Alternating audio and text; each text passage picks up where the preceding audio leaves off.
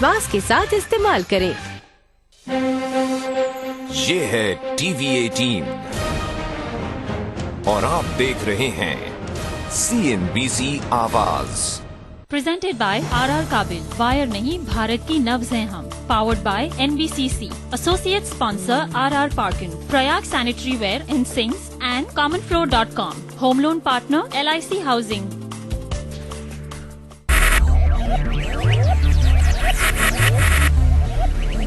Focus, ideate, innovate, enable.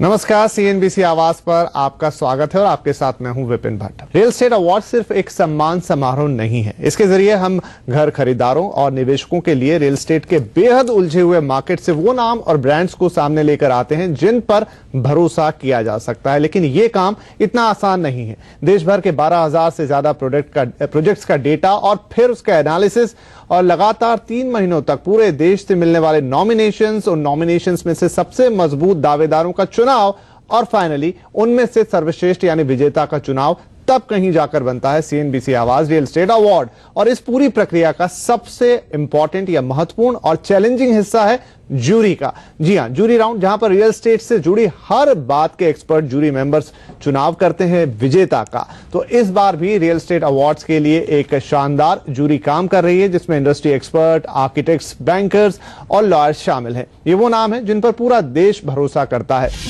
Jury में शामिल हैं प्रेरॉन कंसल्टेंसी के chairman Pranay Vakil, Rizvi college of architect के founding principal Akhtar Chauhan, ABM architect के अल्फाज मिलर, DM हरीश के पार्टनर अनिल हरीश, AZB की partner Zia Modi, future group के CEO Kishore Biyani, Mahindra life spaces के चेयरमैन अरुण नंदा, HDFC के वाइस चेयरमैन और CEO के मिस्त्री और ICICI बैंक के ED राजीव सभरवाल। और हमारा सौभाग्य है कि शानदार जूरी के 3 ऐसे सदस्य आज हमारे साथ मौजूद हैं जो लगातार तीसरे साल हमारे लिए विजेताओं का चुनाव कर रहे हैं।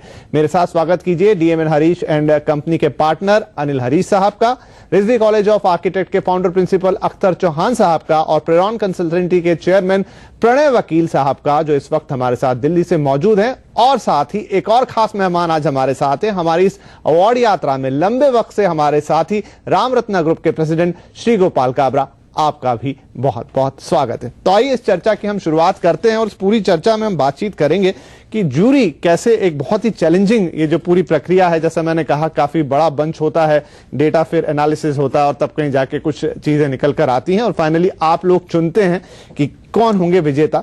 लेकिन इन सारी बातों पर जाऊं उससे पहले मैं गोपाल जी आपसे पूछना चाहूंगा, क्योंकि आप मिलते रहते हैं लोगों से, ग्राउंड पर काफी आपका ताल्लुकात हैं। सो क्या बज़ है इस वक्त डेवलपर्स के बीच में या इंडस्ट्री प्लेयर्स के बीच में अवार्ड्स को लेकर? ये हमारा नवा साल है और एक बेंचमार्क अवार्ड है, जैसा कि हम जानते हैं, सब लोग इंतजार करते हैं। लेकिन इस साल क्या माहौल है? इस साल माहौल ज्यादा बढ़िया है क्योंकि नई सरकार आई है, नई उम्मीद है और खराब मार्केट में अवार्ड का महत्व और ज्यादा होता है। तेजी के समय एक बात अलग होती है और मंदी के समय थोड़ा अलग है। RR काबिल CNBC आवाज आज इसको सच माने में पूछा जाए, फिल्म इंडस्ट्री में ऑस्कर हो गया, उस तरह से अपना ये रियल एस्टेट का सबसे बड़ा अवार्ड, क्योंकि ये एकमात्र अवार्ड है जो लगातार 9 साल से है, एकदम ट्रांसपेरेंट है और कोई भी इसमें इंटरफेयर करता नहीं है आज तक। हम मेरे को मालूम है जहां तक, क्योंकि हम खुद भी एज ए स्पॉन्सर कभी आज तक इंटरफेयर करते नहीं, इसलिए इसकी एक पारदर्शिता जो है इसके कारण से इसका महत्व है। लोग इसका इंतजार कर रहे हैं। इससे लेके for developer it's a celebration time और इंतजार में है कि किसको कौन सा अवार्ड मिलता है, क्या कैटेगरी मिलता है, क्योंकि कैटेगरी भी हमने बहुत सोच समझ के इसमें समय समय पर कैटेगरी बदली भी की है। पिछले साल से इस साल अवार्ड भी कम किए हैं, राइट। तो यानी विजेता भी पिछले साल के मुकाबले इस साल कम होंगे, तो एक दौड़ थोड़ी और ज्यादा है और लोग लालायित है इसको पाने के लिए। और फॉर्चुनेटली इस बार हमारे जो मिनिस्टर है वो भी इस प्रोग्राम में आ रहे हैं, तो हर आदमी थोड़ा मिलना भी चाहता है, उनके हाथ से अवार्ड लेना भी चाहता है। तो इस साल का जो अवार्ड का तो काफी अच्छा माहौल इस समय है। प्रणय जी आपके पास आऊंगा। जैसा यहाँ पर काबरा साहब ने एक बड़ा अच्छा पॉइंट उठाया कि इस वक्त जो इंडस्ट्री है वो बहुत अच्छे दौर से नहीं गुजर रही। देश की पूरी अर्थव्यवस्था ही हमने देखा था कि काफी डोलड्रम में गई थी, लेकिन अब थोड़ा माहौल बदल रहा है। ऐसे वक्त में इन अवार्ड्स का आना, इसे आप कितना महत्वपूर्ण समझते हैं? मेरे ख्याल से तो बहुत ही इम्पोर्टेंट है, क्योंकि आपका जो एम्फेसिस रहा है ये अवार्ड में, वो कंप्लीटेड प्रोजेक्ट पे रहा है। 90% कंप्लीटेड या 100% कंप्लीटेड जो प्रोजेक्ट्स हैं उसमें जो रिस्क है वो एकदम कम हो जाता है।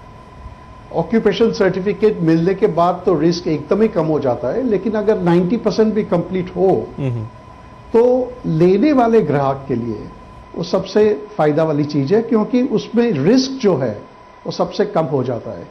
मेरे वजह से ये एक जो क्राइटेरिया आपने रखा है 100% कंप्लीटेड या फॉर कमर्शियल 90% कंप्लीटेड, वो बहुत ही बढ़िया क्राइटेरिया है। राइट अनिल जी, जैसा यहाँ पर प्रणय जी भी कह रहे हैं, और ये इस साल से हमने बदलाव किया। अख्तर साहब को भी बताऊं, आपको भी, क्योंकि आप जूरी में हैं तो दोनों ही जानते हैं कि हम लास्ट ईयर तक 50% कंप्लीट को भी देते थे, लेकिन तब हमने उसे और थोड़ा इंप्रूव किया। जैसे काबरा साहब कह रहे थे कि आपने नंबर ऑफ अवार्ड्स कम कर दिए हैं, तो अब रेस और भी मजबूत हो गई है। तो आपको लगता है ये, जैसे प्रणय जी इस पे कह रहे हैं कि जब आप एक 100% कंप्लीट की तरफ जाते हैं तो जो घर खरीदार हैं, जो लोग देख रहे हैं, उसे भरोसा और भी बढ़ जाता है। तो आपको लगता है ये एक सही दिशा का कदम है? हाँ, ये बहुत अच्छी बात है आपने की है। कुछ साल से मैं जूरी पे हूँ और हम देखते थे कि कभी कभी कोई बिल्डिंग या कॉम्प्लेक्स बहुत अच्छी तरह से चल रही थी, फिर बाद में तकलीफ हो जाती थी। इस साल जब आपने 100% या 90% का कहा है तो बहुत कम हो गए एंट्रीज। तभी भी देखना पड़ता है अच्छी तरह से क्या होने वाला है, और फिर इसमें बहुत कॉन्फिडेंस हो जाता है, भरोसा हो जाता है कि ये बिल्डिंग खत्म हो जाएगी, क्योंकि ज्यादा पैसे तो लगा गए हैं जमीन में, कंस्ट्रक्शन में, और जब इतना काम हुआ है और कुछ तकलीफ अब तक नहीं आई है तो फिर चांस बहुत अच्छा है कि सब ठीक हो जाएगा। राइट अख्तर चौहान साहब, एज एन आर्किटेक्ट, जैसे अगर जब हम 50% वाले फोटोग्राफ्स आपको दिखाते थे तो डेफिनेट सी बात है कि बिल्डिंग की क्या खूबसूरती है, लेआउट कैसा है, शायद उतना समझना आसान नहीं होता। लेकिन जब आपके सामने लगभग कंप्लीट बिल्डिंग है जो अबाउट टू पोजीशन है, तब आर्किटेक्ट के पॉइंट ऑफ व्यू से आपके लिए ज्यादा आसान होता है उसे समझ पाना और उसके साथ एक प्रॉपर जजमेंट ले पाना। आर्किटेक्ट और प्लानर्स के लिए नक्शे बहुत महत्व रखते हैं। जो भी मकान की और जो परिसर की परिकल्पना जो है, उसकी जो डिजाइन है, वो तो नक्शे से हम जान सकते हैं, लेकिन उसकी जो रचना और कंस्ट्रक्शन जो है, उसकी जो प्रगति हुई है और उसके अंदर जो स्टैंडर्ड्स रखे हैं वो ठीक से इस्तेमाल हो रहे हैं या नहीं, वो जानना जरूरी है। इसलिए 90% कंप्लीट जो बिल्डिंग अगर हम देखते हैं तो उसके अंदर वो चीज एकदम स्पष्टता से निखर आती है। तो जूरी के लिए ये बहुत महत्व रखता है कि जो चीज हमने कल्पना की थी वो कल्पना को हम साकार कर रहे हैं कंस्ट्रक्शन के रूप में, और 90% और 100% जो कंप्लीट प्रोजेक्ट्स है उसके अंदर उनके सब एस्पेक्ट्स दिखर आते हैं।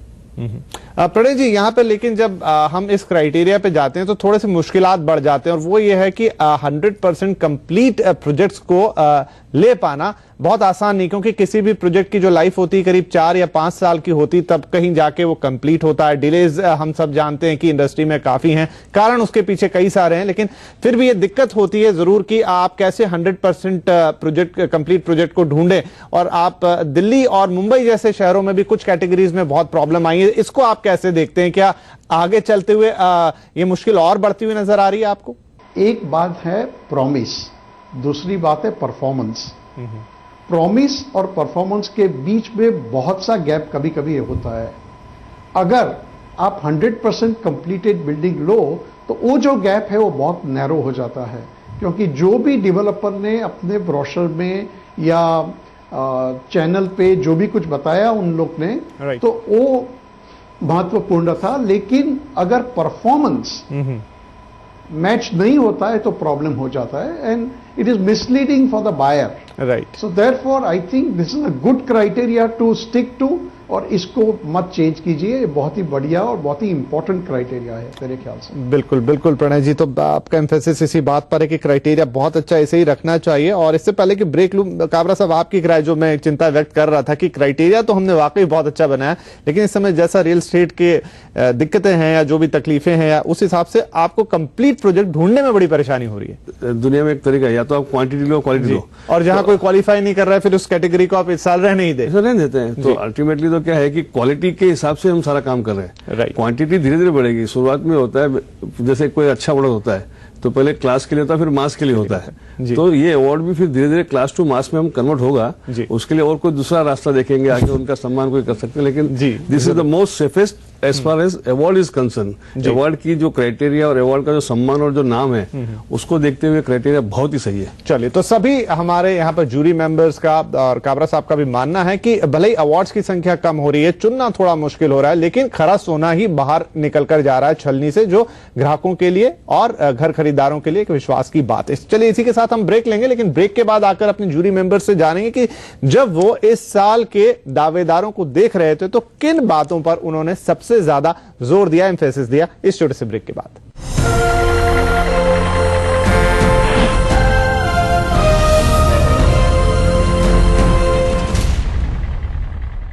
अरे ये क्या कलर है? अख्ताना। नाइस। अपना हर ख्याल हमारे पास पाए। Century laminates, my design my style. We've been the first, we'll be the first. We've done the new and more we must. We've given hope, we've more to give. We've shown lives there is more to live. We will be the one, we will face the sun. We will lead the way we have led. Triumphs behind, triumphs ahead. We will set our sights, we will do it right. We will lead the way we have led. Triumphs behind, triumphs ahead. We will lead the way we have led. Triumphs behind, triumphs ahead. We will lead the way. खांसी यूं ही नहीं आती। सोचो, अगर पूरे पैसे लेके mechanic bike में एक पहिया कम लगाए, पूरे पैसे लेके दर्जी एक आस्तीन कम बनाए, पूरे पैसे लेके नाई आधी शेव बनाए, पिज्जा वाला 2 स्लाइस कम देके जाए, और 60 ml के पैसे लेके कोई 30 ml चिपकाए, आ जाएगी ना खांसी। आप जो पैसा कमाते हैं उसका सबसे बड़ा हिस्सा टैक्स में क्यों गवाते हैं? आज और अभी से करो टैक्स प्लानिंग शुरू विद टैक्स गुरु। इन वक्त पर सिर्फ CNBC आवाज पर। टैक्स गुरु के प्रस्तुत करता है LIC ऑफ इंडिया, जिंदगी के साथ भी जिंदगी के बाद भी। प्रायोजक हैं पान पराग पान मसाला और रॉनी फाइनेंस लिमिटेड। प्रॉमिस कुछ किया था, मिला कुछ और, लेकिन हमारे इंश्योरेंस एडवाइजर्स आपको वही प्रॉमिस करेंगे जो पूरा हो सके। एडलवाइस टोक्यो लाइफ, क्योंकि इंश्योरेंस से बढ़कर है आपकी जरूरत।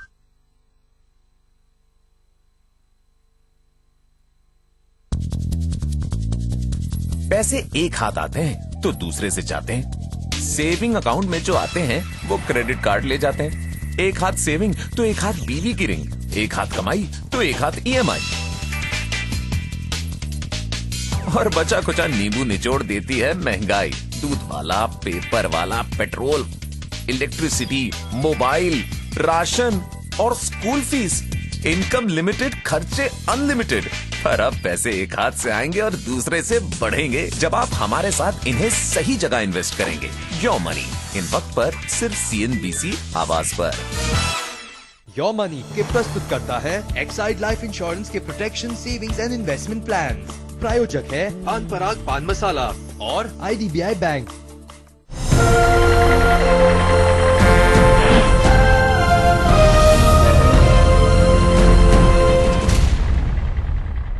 Welcome back. हमारी इस खास पेशकश में आपका एक बार फिर बहुत बहुत स्वागत है। हमारे कुछ बेहद खास जूरी मेंबर्स हमारे साथ हैं। राम रत्ना ग्रुप के श्री गोपाल काबरा हमारे साथ हैं, उनसे हमारी बातचीत जारी है। अनिल जी, इस साल जब हम ब्लैक बुक्स लेकर आपके पास आए, और हालांकि हर साल के मुकाबले थोड़ी पतली है, क्योंकि जैसा हमने कहा क्राइटेरिया हमने थोड़ा बदला, लेकिन रिटेल का ब्लैक बुक, कमर्शियल का और रेजिडेंशियल का, तो जब आप देखते हैं, लोगों का चुनाव करते हैं कि मैं अपना वोट किसे दूं, तो आपकी नजर किन चीजों पर होती है? तो मैं समझता हूं कि अगर एक सिंगल बिल्डिंग है और दूसरी जगह कॉम्प्लेक्स है तो दोनों को कंपेयर नहीं कर सकती है। एक का है क्वालिटी, एक बिल्डिंग में बहुत अच्छी क्वालिटी हो सकती है, कॉम्प्लेक्स में भी तो क्वालिटी भी हो सकती है, पर कॉम्प्लेक्स में मार्केटिंग बहुत ज्यादा करना पड़ता है क्योंकि इतने खरीदने वाले होंगे। तो शायद उसके लिए भी अलग कैटेगरी होनी चाहिए। एक कॉम्प्लेक्स स्टैंडअलोन बिल्डिंग को अलग रखें और कॉम्प्लेक्सेस को अलग रखें, या जो मास प्रोजेक्ट है उसे अलग रखें। पर तभी भी आपकी क्राइटेरिया काफी है और बहुत काम किया है आपने, डिटेल्स बहुत हैं, तो उससे आसान पड़ जाता है सिलेक्शन में। राइट। अच्छा, क्योंकि आप लीगल एक्सपर्ट हैं तो लीगल पहलू पे हमारी कोशिश होती है, जब हमारा जो बहुत डिटेल सा फॉर्म है जब वो हम मंगाते हैं भर के, तो काफी लीगल जानकारियां मांगते हैं, लेकिन अब ये डेवलपर के ऊपर है कि वो कितनी उसे ईमानदारी के साथ भर रहा है। तो इसे कुछ और तरीका हो सकता है ताकि हम लीगल एस्पेक्ट को भी पूरी तरह परख सकें, हालांकि कितना डिले है, क्या कोई टाइटल के साथ इशू तो नहीं है, ये पूरी कोशिश करते हैं हम की जानकारी निकालें। फ्यूचर का तो नहीं बता सकते हैं, ऑक्यूपेशन सर्टिफिकेट कब मिलेगी, अगर बिल्डिंग इनकम्प्लीट है तो वो तो नहीं कह सकते हैं, पर लीगल बातों के हिसाब में ये देखना पड़ता है पास्ट का क्या हुआ है। टाइटल ठीक है या टाइटल ठीक नहीं है। पास्ट, प्रेजेंट और फ्यूचर की बात होती है। पास्ट में टाइटल कैसा है, वो जब भी उन्होंने खरीदा है, डेवलपर ने खरीदा है या डेवलपमेंट राइट्स ली थी तो कोई लिटिगेशन है, ये सब देखना पड़ता है। प्रेजेंट में काम चल रहा है या रुक गया है, और फ्यूचर में क्या होने वाला है वो तो नहीं कह सकती है, पर पास्ट और प्रेजेंट का देखना चाहिए। तो डेवलपर से टाइटल सर्टिफिकेट लेना चाहिए, वो तो वैसे भी अपने वकील से लेते हैं और वो उनको देना चाहिए, तो हम देख सकेंगे कुछ लिटिगेशन ज्यादा है या कुछ कमी है प्रोजेक्ट में। राइट। अख्तर साहब, जब आप देख रहे थे ब्लैक बुक्स को, तो आप आप आर्किटेक्ट पॉइंट ऑफ व्यू से तो उसे देखते ही हैं, किन चीजों पर आपकी नजर सबसे ज्यादा रहती है जब आप अपने लेवल पे किसी बिल्डिंग को जज करते हैं कि इसे इनाम देना चाहिए? सबसे पहले तो हमारा जो नजरिया है वो पर्यावरण के अनुरूप उनकी रचना और उनका आयोजन किया गया है कि नहीं। मतलब ग्रीन का इंपॉर्टेंस अब काफी बढ़ चुका है।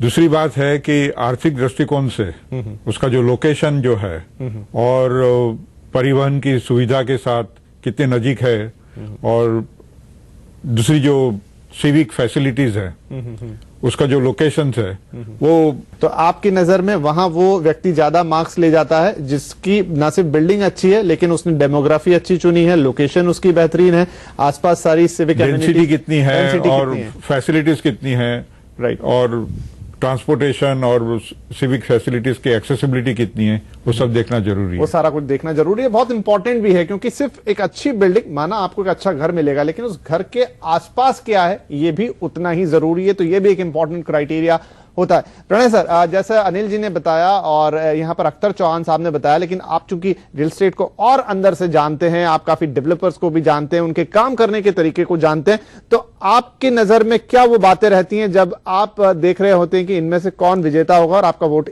किसे जाना चाहिए? मेरे ख्याल से इससे भी जो ज्यादा इंपॉर्टेंट है वो जो वेटेज आपने दिए है एक क्राइटेरिया को, हर एक क्राइटेरिया ने वेटेज दिया है, वो वेटेज इज वेरी इंपॉर्टेंट, क्योंकि मानो अगर वो वेट गलत हो जाए तो आपका जो फाइनल डिसीजन है, फाइनल आप जो चुनते हैं उसमें गलती हो सकती है।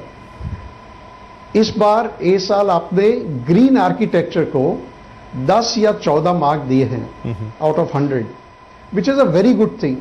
अभी ये नया ट्रेंड है, लेकिन अगर 100 में से 10 या 14 जाए तो जो बाकी के मार्क्स रहते हैं उसको कैसे डिस्ट्रीब्यूट किए जाए, that is becoming very very important. तो मेरे ख्याल से criteria is important, like we discussed just now, yes, but even more important is the weightage which you are given to each of the criteria, और ये wait पे अगर ज्यादा ध्यान दिया जाए इन फ्यूचर तो बढ़िया रहेगा मेरे ख्याल से। खैर, ये तो अंदर की टेक्निकल बातें हुई, लेकिन जब किसी को अवार्ड मिलता है, काबरा साहब ये बात मैं आपसे जानना चाहूंगा, तो क्या उसको इस बात का अंदाजा होता है कि वो कितनी नजर से, पारखी नजर से गुजरा है और किन किन कसौटियों पे उसे तौला गया है या कसा गया, तब जाके उसके हाथ में ये ट्रॉफी आई है? तो अब धीरे धीरे, लेकिन एक ऐसा भी लग रहा है कि लोग इस रियल एस्टेट अवार्ड के क्राइटेरिया को देख के भी अपने काम में एक परिवर्तन लाने की शुरुआत हुई है, जिसका शायद आने वाले 2-3 साल में हमको देखने को मिलेगा।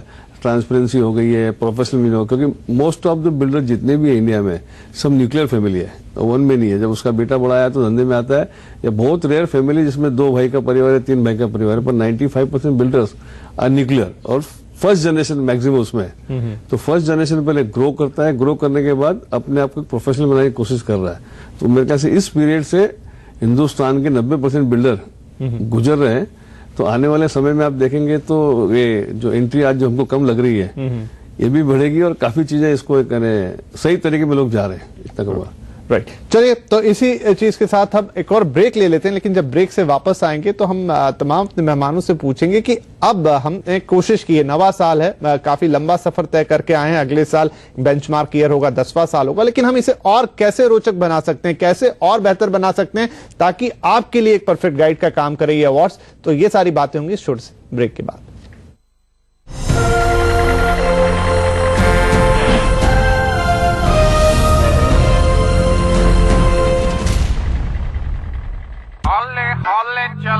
Poor guy. What's his name? Pushpinder. अरे एक मिनट, पुष्पिंदर को जाने दो। क्या Pushpinder? Happy birthday Pushpinder. Who told you मेरा नाम पुष्पिंदर है? I'm समीर। हमेशा गाड़ी पुश करते दिखोगे तो लोग ऐसे ही नाम देंगे। अपना ECG सही रखो। ECG यानी इंजन, क्लच और गियर, और सर्वो 40 यानी ECG स्पेशलिस्ट। ये गाड़ी रखे टिप टॉप और इज्जत भी। From Indian Oil. पाई पाई जोड़कर बनता है एक सपना जिसे आप कहते हैं अपना घर। पर प्रोजेक्ट्स की इस भीड़ में कहां मिलेगा सही कीमत पर घर? प्रॉपर्टी में निवेश तो कर दिया, लेकिन अब समझ नहीं आ रहा है कि इसे बेचें कब। उलझन भरा है देश का प्रॉपर्टी बाजार, जिसे समझना नहीं है आसान। प्रॉपर्टी बाजार की भूल भुलैया में आपका साथ देंगे हम, देश के सबसे भरोसेमंद प्रॉपर्टी एक्सपर्ट्स के साथ। प्रॉपर्टी गुरु सिर्फ CNBC आवाज पर। प्रॉपर्टी गुरु के प्रायोजक हैं पान पराग पान मसाला, HCL, वंडर सीमेंट और फिनोलेक्स पाइप्स।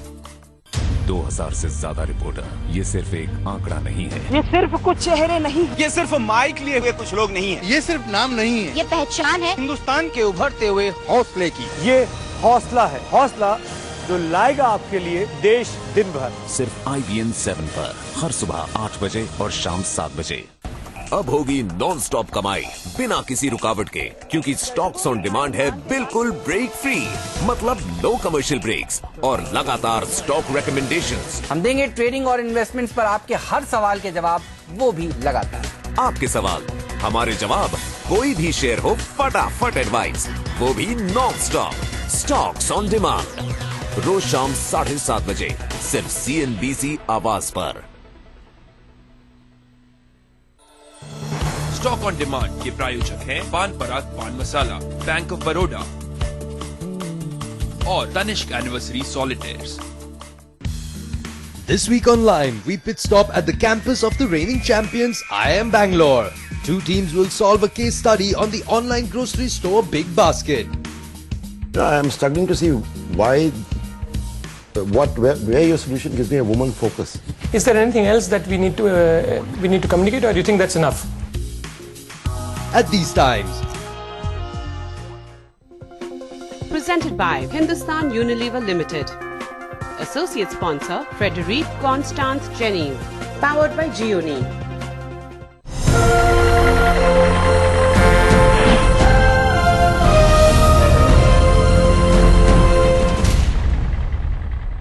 Welcome back. आप देख रहे हैं CNBC आवाज पर हमारी एक खास पेशकश। तमाम गेस्ट हमारे साथ बने हुए हैं, आइए उनसे चर्चा को आगे बढ़ाते हैं। चलेंगे दिल्ली, प्रणय जी हमारे साथ है। प्रणय सर, काफी सारे बदलाव हमने कर दिए हैं, कई कैटेगरीज हमने जोड़ी हैं, कुछ घटा दिए, लेकिन आपको क्या लगता है कि अगर आपको सच्चे अर्थों में इस अवार्ड को और बेहतर बनाना, जैसा हमने कहा कि अगला साल जो होगा वो 10 साल पूरे हो रहे होंगे, तो क्या कुछ इसमें और जोड़ देना चाहिए, इसमें बढ़ा देना चाहिए या घटा देना चाहिए, जिससे इसकी ऑथेंटिसिटी या इसकी जो एक विश्वसनीयता है वो और भी बढ़े और ये और बेहतर निखर कर आए? मेरे ख्याल से 2 या 3 चीज हैं जिस पे थोड़ा सा एम्फेसिस देना जरूरी है। अगर कोई भी कैटेगरी में या सब कैटेगरी में there are less than 3 qualifying contestant, तो मेरे ख्याल से वो कैटेगरी निकाल देनी चाहिए, क्योंकि या 1 या 2 जो चॉइस रहता है उसमें बहुत ही डिफिकल्टी रहती है कि क्या चूज करे क्या नहीं चूज करे। तो अगर if their offerings are less than 3 in any category, I feel that we should eliminate that category, वो एक चीज है। दूसरी एक चीज है जो क्राइटेरिया ही नहीं है अभी, that is promise and performance. जो डेवलपर जो भी प्रॉमिस करते हैं और जो फाइनल परफॉर्मेंस आता है वो भी एक क्राइटेरिया जुड़ा देंगे तो अच्छा रहेगा। थर्ड थिंग इज कि past record of the developer is very important. बिल्कुल, तो काफी महत्वपूर्ण आपने तीनों यहाँ पर मुद्दे उठाए। इसी बात को आगे लेकर चलते हैं अनिल जी के पास। सर, काफी अच्छी 3 बातें उन्होंने कही, आप इसमें क्या ऐड करना चाहेंगे? हम इंडिया में ऐसे सोचते हैं कि अर्बन डेवलपमेंट का मतलब है कि जो एग्जिस्टिंग अर्बन एरियाज हैं उनका ज्यादा डेवलपमेंट होना चाहिए। हम नई जगह में नहीं जाते हैं, तो आपको शायद इसमें लीड लेना चाहिए कि आपको देखना चाहिए कि हर एक स्टेट में किस जो भी शहर है, कैपिटल है या बड़े शहर है, उन शहरों में आपको अवार्ड देना चाहिए। अख्तर साहब, आप इस बात में क्या जोड़ना चाहेंगे? मैं ये सुझाव दूंगा कि अभी हमारे जो अवार्ड्स की संख्या इतनी ज्यादा हो गई थी, तो हमें एक राष्ट्रीय कक्षा के जो अवार्ड्स हैं उसके साथ में राज्य कक्षा के अवार्ड्स इंट्रोड्यूस करना चाहिए। ओके। तो हम ये जो टियर 2 और टियर 3 के जो सिटीज हैं वहां तक हम पहुंच सकेंगे। दूसरी बात है कि अभी तक हम सिर्फ आवास और जो कॉमर्शियल व्यापारिक दृष्टिकोण से कैटेगरीज बनाई है, उसके साथ में जो इंस्टीट्यूशनल बिल्डिंग्स है उनको भी देखना और पब्लिक बिल्डिंग्स है, उसके लिए भी कैटेगरी होनी जरूरी है। क्यों, हमारे जो रहने की जो अच्छी एनवायरनमेंट है उसके अंदर ये फैसिलिटीज का भी बहुत महत्व रहता है। राइट। और उसके अंदर हमारी जो संस्कृति है उसका दर्शन होता है। बिल्कुल, तो सिर्फ कमर्शियल पॉइंट ऑफ व्यू से नहीं, लेकिन थोड़ा सा दूसरा दृष्टिकोण लेते हुए भी, क्योंकि ये सब चीजें भी हमारी जिंदगी का हिस्सा है और उनका हमारी जिंदगी पर फर्क आता है। तो बहुत ही अच्छे सुझाव यहाँ पर हमारे तीनों जूरी मेंबर्स की तरफ से आते हुए कंक्लूड करेंगे काबरा जी आपके साथ कि इन सुझावों को तो हम नेक्स्ट ईयर जब लेकर आएंगे तो उसमें लेकर आएंगे। कुछ और चीजें जो आपको लगती है जो ऐड करना चाहिए? मेरे को ऐसा लगता है कि काफी कुछ इसमें, जैसे आपने एक जिक्र किया था कि पार्किंग स्पेसेस को लेकर आप बड़ा ध्यान दें कि देश की बड़ी समस्या बन गई। देखिए, मेरे को ऐसा लगता है कि जो सिविल पार्किंग में इतनी पार्किंग जो बन रही है, यानी 3 बेसमेंट या ऊपर 8-8 माले तक जो बिल्डिंगें बन रही है, इसके बदले एक मैकेनिकल पार्किंग जो है, बराबर, जिसमें हम लोग काफी 15 साल से देश में चल रहा है, मैकेनिकल पार्किंग को कैसे प्रोत्साहन मिले, लोग उससे बिल्डिंग बनाए ताकि वो ज्यादा ग्रीन बनती है। अभी अगर सिविल पार्किंग में मैं अगर 8 वाले तक गाड़ी ऐसे घुमाता हूँ, जो फ्यूल जाता है और जो टाइम जाता है और एक आदमी को स्ट्रेस आता है गाड़ी चलाने में, तो इसको हटा करके मैकेनिकल पार्किंग से जो बिल्डिंगें बनी है उसको एक प्रोत्साहन मिलेगा, तो एक अपने आप में ग्रीन, इसमें हमारे देश को काफी फ्यूल बचेगा, लोगों का टाइम बचेगा। बहुत ही अच्छे सुझाव आए हैं जूरी मेंबर्स की तरफ से, काबरा जी की तरफ से भी, जहां पर हम पूरी कोशिश करेंगे कि अगर हम इन सुझावों को भी इंटीग्रेट कर पाए अपने अगले साल के अवार्ड्स में, तो ये अवार्ड्स और भी बेहतर होकर आपके सामने आएंगे। लेकिन फिलहाल इस कार्यक्रम में शामिल होने के लिए हमारे सभी जूरी मेंबर्स का और काबरा जी आपका भी बहुत बहुत शुक्रिया। तो आपसे फिर मिलेंगे दिल्ली में, तब तक के लिए दीजिए इजाजत। नमस्कार।